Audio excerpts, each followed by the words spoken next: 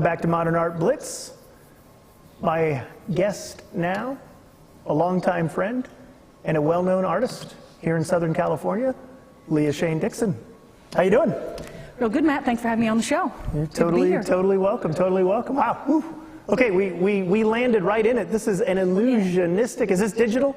Help me out here. Yes. It's photography based. It starts as a photograph, and then it goes into the blender, and I consider it a digital painting. I try to, a painting that I really like is one that I can look at for a long period of time and still keep enjoying, so that's what I strive for in my digital painting craft. And so tell me about the color. You've kind of amplified the color here a bit, right? Well, the color is amplified by extra details, but the colors are directly out of what was in the photograph. So the coloring was really in the choice of photograph. In the choice of photograph, which I took. Uh-huh. And then I wanted to convey kind of a dreamy quality, and then I also added some digital rain. I had to do that in post because usually there's no rain in LA. Today, unusual. There's a lot of rain. It's pouring rain today. What is with that? I don't know what's up with that, but that is fake rain that I added in post. Wow. Because I wanted it. Now, you don't just do, we're looking here at this abstraction almost. Would you call this an abstraction? I'd call it headed towards abstraction. I do like to,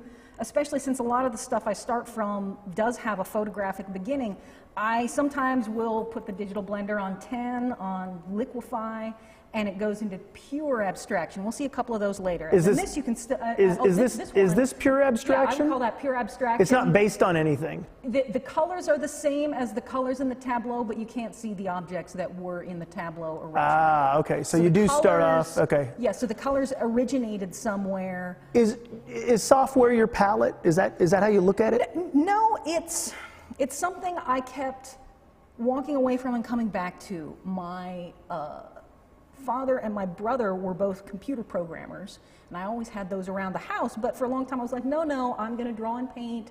I went to the high school for the arts and learned lots of different media there, and I had like a computer art class while I was there where we were line by line, point by point, drawing shapes in like, I don't know, C or something. Oh no, that's like Fred Flintstone's computer. Right, it kind of sucked the joy out of it. I'm like, that's not for me. But then later I discovered some other things that I'm like, you know what, this could actually be a pretty good art tool. So I've had some go-rounds between, like I had a time where I was really into computer art, but it was like 1993 and I didn't really have access. I had a brief shining bad year for access. computers. And so that's when I started getting back into ink painting, and I started playing acoustic guitar, and then I found my way back eventually to computing art. And this is more, what are we looking at here? Full abstraction. This again started from an installation tableau that had a model in it, a human model. But wow. Who has disappeared completely. Who has disappeared, and I actually call this one Dissolution 3. There's several variations. Well, there's a lot of variations of disillusionment in life. Yes, you just have to get used to it. There's a whole smorgasbord, a buffet, So, and you can always load up on more. So tell me about this though. Where was this shot?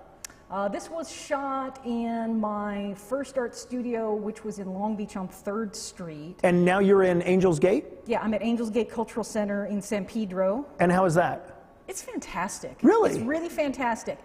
There's 50 artists there there's all different configurations. 50 artists? There's 50 artists. Ugh. I know, it's kind of it's kind of trouble when you get that many artists together. Wow. But we make it work. The buildings are all different configurations, the spaces are all different types, and so we have artists in a lot of different media there. We have printmakers, we have sculptors, we have jewelers, we have one writer. And then be nice to the writer, because that's who's going to like remember, and then this happened and that happened. She's always got some You want the gossip? Talk to the writer. If it's not good gossip, they make it up. And then too, the surrounding is, I can look out at the ocean. I can see Catalina. There's lots of wildlife that's around. Wait. Wildlife in the artist colony? Or outside the... Okay. Hey, so and a great view of the ocean too, and right? A great view of the ocean, yes. I mean, Angels Gate is known, is legend. Yes, So now, you're printing these out. How are you delivering these to the consumer? These get printed in a variety of media. I've got a printer that I can make prints myself up to 13 by 19, and sometimes I'll have pigment prints on canvas made. The one that's up now, it's actually in Laguna Beach right now as a pigment print on canvas. Where in Laguna? Las Laguna Gallery. Oh, how's that work? How's working with them?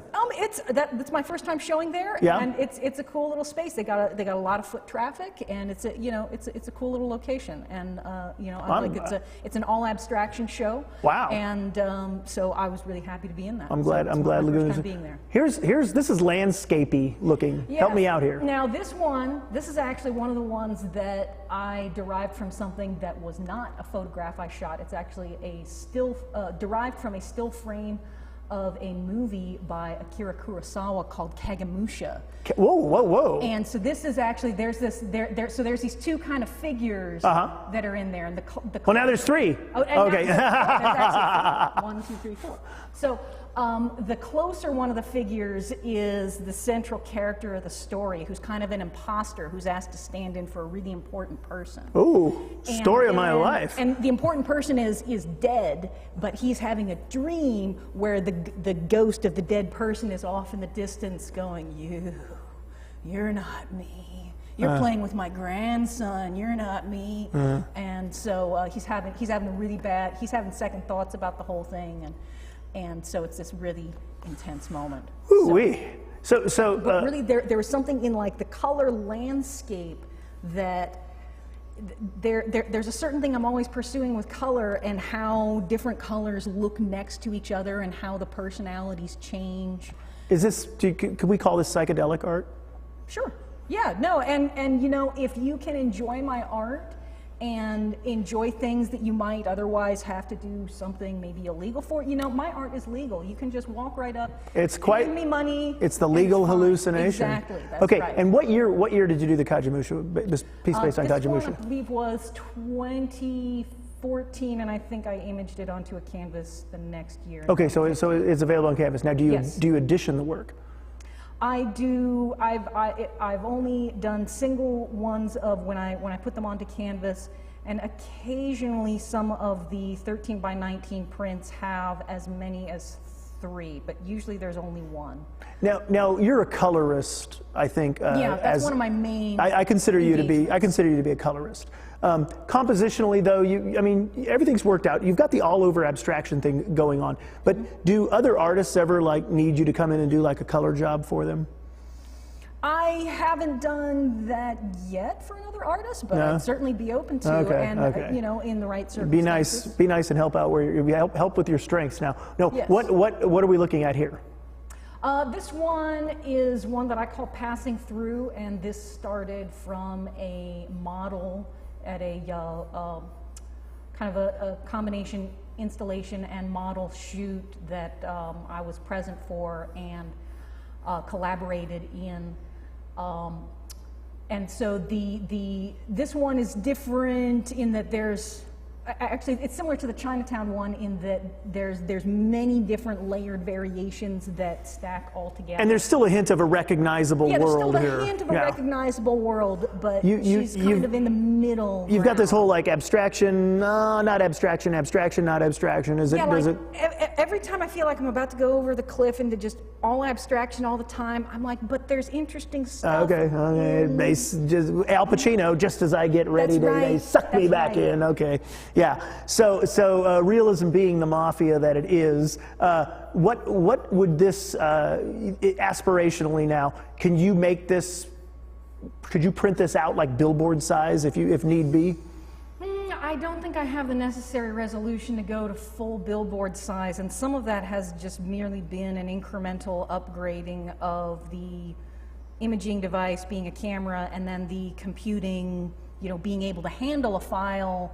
The bigger the file is, the more dots you need, the more heavy lifting you have to do. It's just a question of volume. So. And where are we now? This is kind of hearkening back to something that I began while I was at Pratt, And it started out, the element that's on the projection screen there that's kind of behind me it's a frame from what was an hour-long abstract animation that I made as my senior project at Pratt. Wow. And so, but when I made that, again, sort of going back to the idea of having an image that you can look into deeply, I created that so that it slowly changed from one configuration to the next, and so that any particular frame could stand on its own. So if somebody came in, looked at it for 10 seconds and went, huh, that's interesting, but we got to move, they'd get a certain degree of enjoyment from that. But if they stayed for the entire hour and watched the entire cycle, there's like a whole nother layer. It goes on and on. It goes on and on. And I got to, because it was exactly an hour long, and I always started at the top of the hour, I got to be able to tell time by it, like, oh, looks like we're at about 40 past the hour. Well, speaking of time, while we've taken the time to talk about your art, Eliza has been, Have you been sketching? Sketching you. Looks pretty good.